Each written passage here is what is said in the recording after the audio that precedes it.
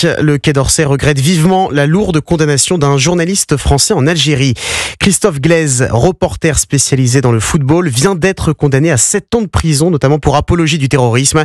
Son seul tort, être entré en contact avec un cadre de la JSK, un club kabyle, dirigé par un responsable du mouvement pour l'autodétermination de la Kabylie.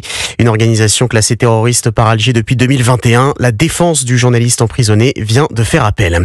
Une nouvelle affaire de nature à tendre encore un peu plus les relations diplomatiques entre la France et l'Algérie.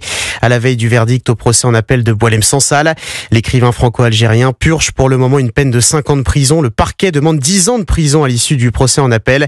Maï-Hélène Trémollet, le conflit diplomatique entre Paris et Alger pourrait donc encore s'aggraver. Oui, et c'est une sentence qui pourrait mettre en danger les jours de Boualem Sansal, âgé de 80 ans et atteint d'un cancer grave. Alors le gouvernement français tempère, veut éviter à tout prix une nouvelle escalade des tensions entre Paris et Alger, tout en réclamant sa libération immédiate et sans condition.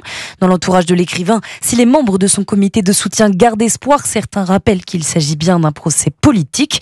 Nous avons des signaux encourageants mais pas suffisants. C'est un régime complètement imprévisible. Il ne faudrait pas avoir un excès d'optimisme, explique un proche. Il faut dire que dans un contexte de tensions extrêmes entre la France et le gouvernement d'Abdelmadjid Tebboune, l'écrivain franco-algérien incarne surtout depuis plus de 6 mois la figure vivante du rapport de force entre les deux pays. Ultime recours envisagé par le Quai d'Orsay en cas de condamnation, une grâce présidentielle qui pourrait être accordée par le président algérien samedi prochain, jour de la fête de l'indépendance en Algérie. Un acte politique qui sonnerait alors comme une main tendue au gouvernement français, près d'1 an jour pour jour après le début de l'escalade. Maï-Hélène Trémollet du service politique d'Europe 1.